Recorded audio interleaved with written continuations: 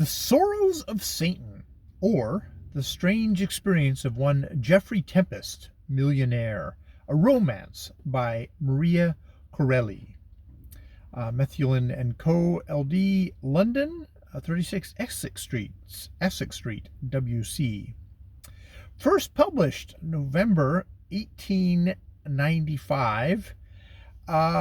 It has 68 editions, going to 1936, and then reprinted 1952, printed in Great Britain.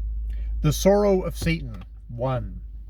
Do you know what it is to be poor? Not poor with the arrogant poverty complained of by certain people who have 5,000 or 6,000 a year to live upon, and who yet swear they can hardly manage to make both ends meet, but really poor, downright cruelly, hideously poor, with a poverty that is graceless, sordid, and miserable. Poverty that compels you to dress in your one suit of clothes till it is worn threadbare, that denies you clean linen on account of the ruinous charges of washerwomen, that robs you of your own self-respect, and causes you to slink along the streets vaguely abashed, instead of walking erect among your fellow men in independent ease. This is the sort of poverty I mean. This is the grinding curse that keeps down noble aspiration under a load of ignoble care.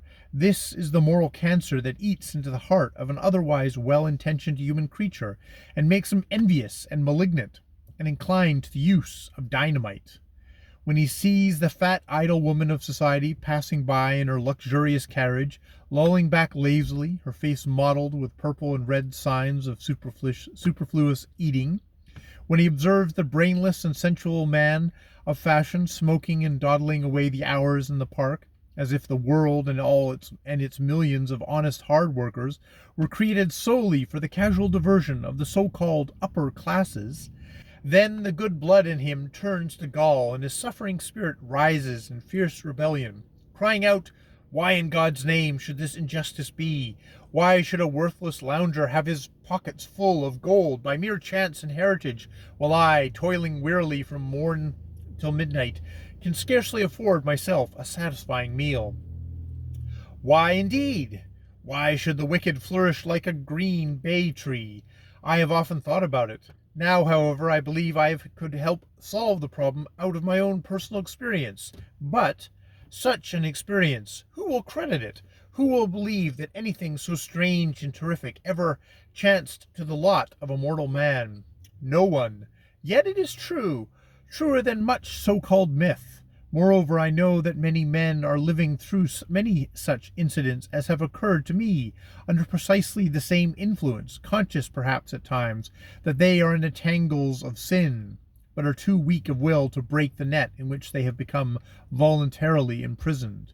Will they be taught, I wonder, the lesson I have learned, in the same bitter school under the same formidable taskmaster?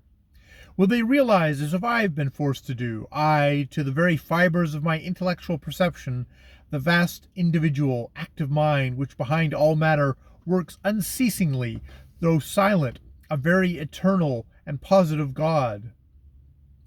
If so, then dark problems will become clear to them, and what seems injustice in the world will prove to be pure equity. But I do not write with any hope of either persuading or enlightening my fellow men. I know their obstinacy too well. I can gauge it by my own. My proud belief in myself was, at one time, not to be outdone by any human unit on the face of the globe, and I am aware that others are in a similar case. I merely intend to relate the various incidences of my career in due order, exactly as they happened, leaving to more confident heads of business of propounding and answering the riddles of human existence as best they may. During a certain bitter winter, long remembered for its Arctic severity, when a great wave of intense cold spread freezing influences not alone over the happy isles of Britain, but throughout all Europe, I, Geoffrey Tempest, was alone in London, and well nigh starving. Now a starving man seldom gets the sympathy he merits, so few can be persuaded to believe in him. Worthy folks who have just fed to repletion are the most incredulous, some of them being even moved to smile when told of existing hungry people, much as if they were occasional jests invented for after-dinner amusements, or with that irritating vagueness of attention which characterizes fashionable folk to such an extent that when asking a question they neither wait for the answer nor understand it when given. The well-dined groups, hearing of someone starved to death, will idly murmur, "How dreadful!" and at once turn the discussion of the latest fad for killing time, ere it takes to killing them with sheer ennui. The pronounced fact of being hungry sounds coarse and common, and is not a topic for polite society, which always eats more than sufficient for its needs.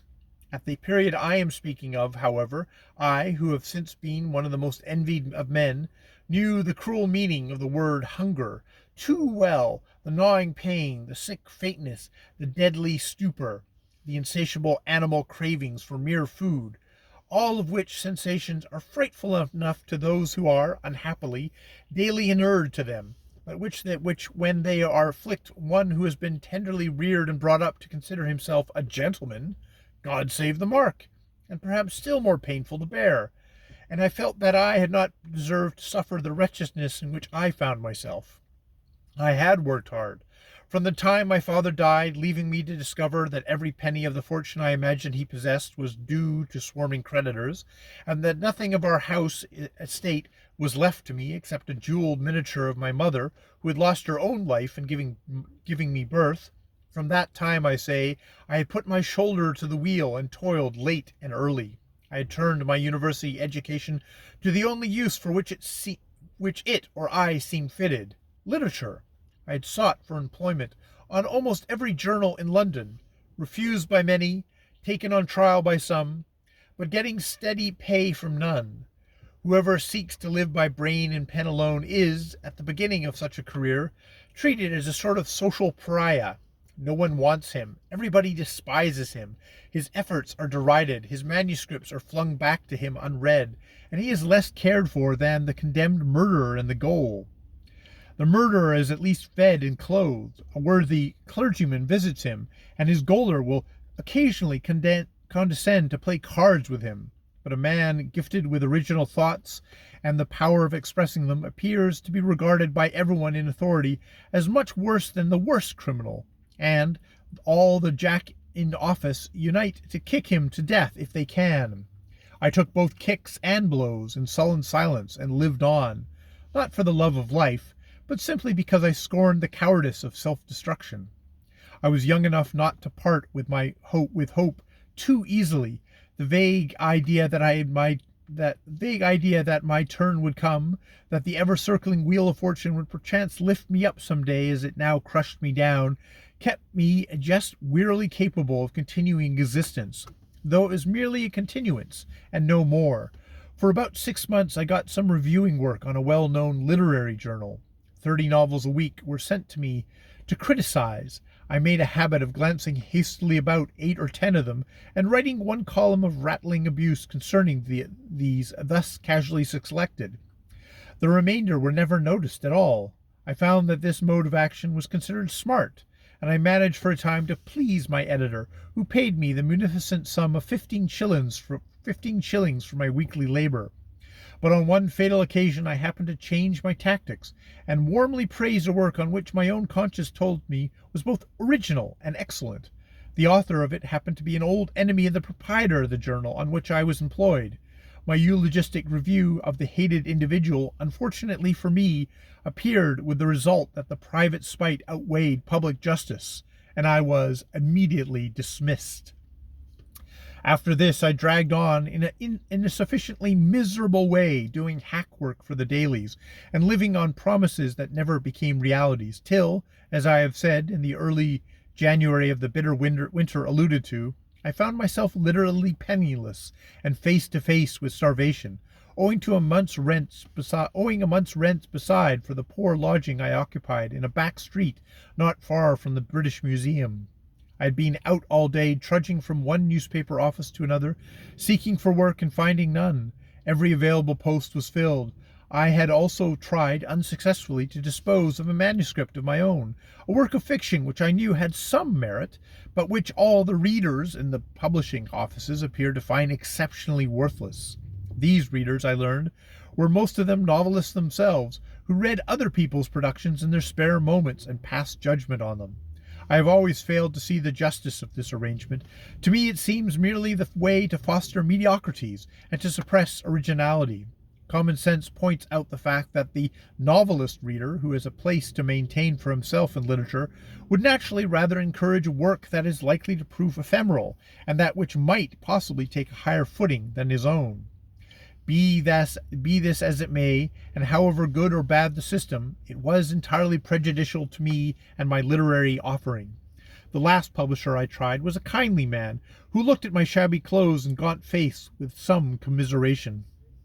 "I'm sorry," he said, "very sorry, but my readers are quite unanimous. From what I can learn, it seems to me that you are being too earnest, and also rather sarcastic in certain strictures against society.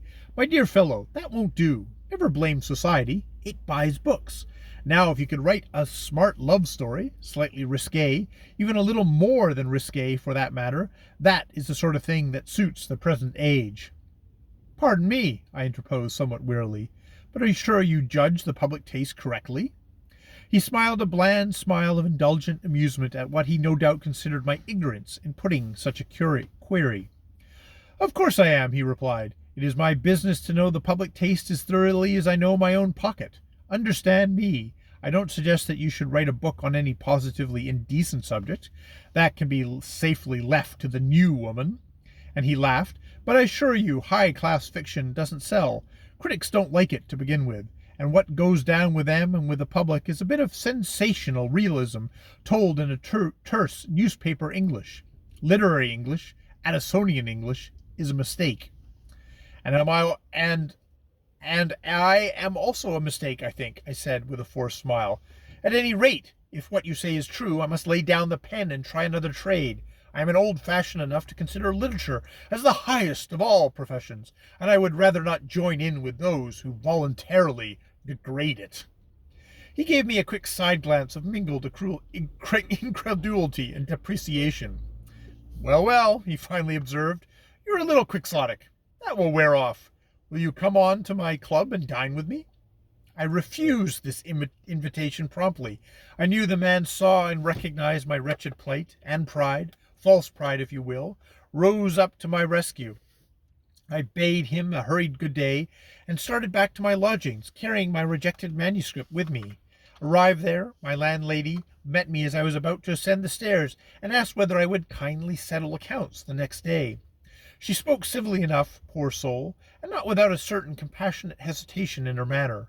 Her evident pity for me galled my spirit as much as the publisher's offer of a dinner had wounded my pride, and with a perfectly audacious air of certainty, I at once promised her the money at the time she herself appointed, though I had not the least idea of where or how I should get the required sum.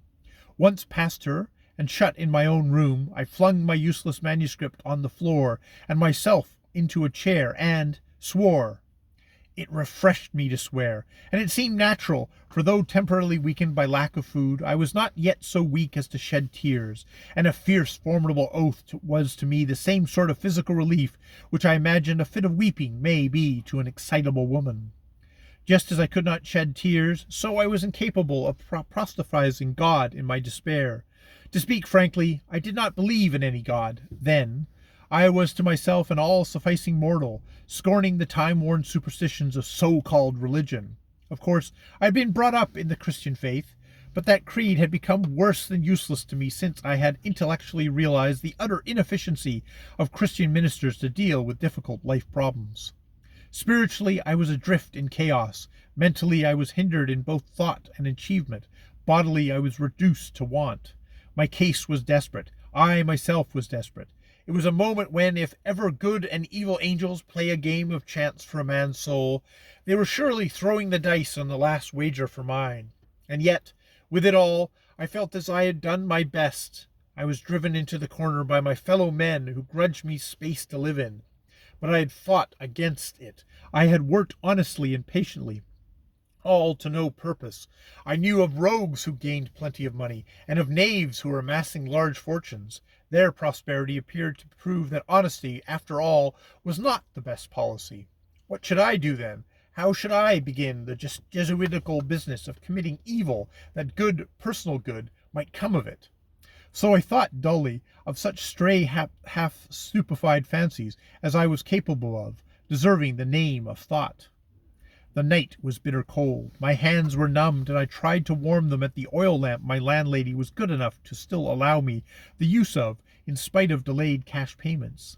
As I did so, I noticed 3 letters on the table, one in a long blue envelope suggesting either a summons or a return to manuscript, one bearing the Melbourne postmark, and a third, a thick square missive, coroneted in red and gold at the back. I turned over all 3 indifferently, and selecting the one from Australia, balanced it in my hand a moment before opening it. I knew from whom it came, and idly wondered what news it brought me. Some months previously I had written a detailed account of my increased debts and difficulties to an old college chum who, finding England too narrow for his ambition, had gone out to the wider new world on a speculative quest of gold mining. He was getting on well, so I understood, and had secured a fairly substantial position, and I therefore ventured to ask him point-blank for the loan of £50. Here, no doubt, was his reply, and I hesitated before breaking the seal. "Of course it will be a refusal," I said half aloud. "However kindly a friend may otherwise be, he soon turns crusty if asked to lend money. He will express many regrets, accuse trade and general bad times, and hope I will soon tide over. I know the sort of thing. Well, after all, why should I expect him to be different to other men? I've no claim on him beyond the memory of a few sentimental arm-in-arm days at Oxford." A sigh escaped me in spite of myself, and a mist blurred my sight for the moment. Again I saw the grey towers of peaceful Magdalen, and the fair green trees shading the walk in and around the dear old university town where we, and I, the man in whose letter I now held in my hand, strolled about together as happy youths, fancying that we were young geniuses born to regenerate the world. We were both fond of classics. We were brimful of Homer and the thoughts and maxims of all the immortal Greeks and Latins, and I verily believe in those imaginative days we thought we had in us such stuff as heroes are made of. But our entrance into the social arena soon robbed us of our sublime conceit. We were common working units, no more. The grind and prose of daily life put Homer into the background, and we soon discovered that society was more interested in the latest unsavory scandal than in the tragedies of Sophocles or the wisdom of Plato. Well, it was no doubt extremely foolish of us to dream that we might help to regenerate a world in which both Plato and Christ appear to have failed. Yet the most hardened cynic will scarcely deny that it is pleasant to look back to the days of youth if he can think that at least then, if only once in his life, he had noble impulses. The lamp burned badly, and I had to retrim it before I could settle down to read my friend's letter. Next door someone was playing a violin, and playing it well, tenderly, and yet with a certain amount of brio. The notes came dancing from the bow, and I listened, vaguely pleased. Being faint with hunger, I was somewhat in a listless state bordering on stupor, and the penetrating sweetness of the music appealed to the sensuous and aesthetic part of me, drowned for a moment mere animal cravings. "There you go," I murmured, apostrophizing the unseen musician, "practicing away on that friendly fiddle of yours, no doubt for a mere pittance which barely keeps you alive. Possibly you are some poor wretch in a cheap orchestra, or you might even be a street player and be able to live in this neighborhood on the elite starving.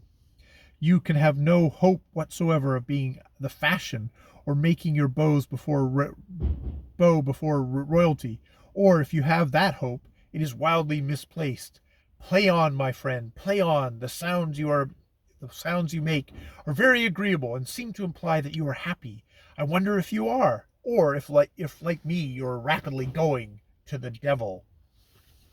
The music grew softer and more plaintive, and was now accompanied by the rattle of hailstones against the window panes.